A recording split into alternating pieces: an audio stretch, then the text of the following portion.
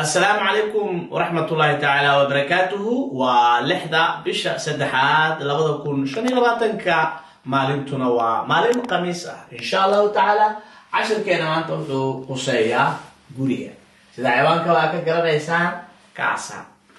كاسا معنى دو حيثا هو قرية أما قري لما ركوات كاميرا وقل فحاك الله معناه استانسا واسكو معنى حكلا قادم كاميرا داليتو وقولك جيفك هردل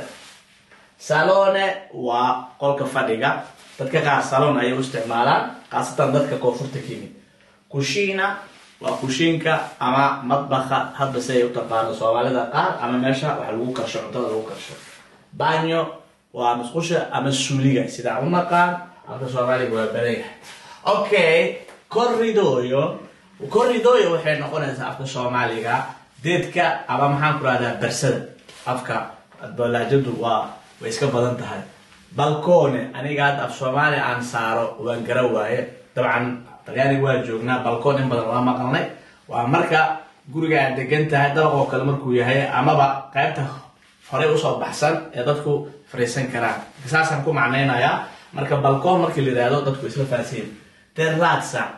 وسقفك كوري غورغا دوشيسا oo xiliyada kuleelaha kale ay jiraan dadku banaanka korkaas iska fuulaan waa lagu fiidsadaa finestra dirishad ama shubako dada u isticmaala porta walbaabka طبعا waxaan filayaa inaad ka faa'iideysateen 10 ka yar oo kooban macquul eray badan oo hore u taqaanaa halka ku aragtay kuwa kale ay kugu cusub yihiin marka hadda yar sida hore ugu sheegnaba nabaadiino nool kulante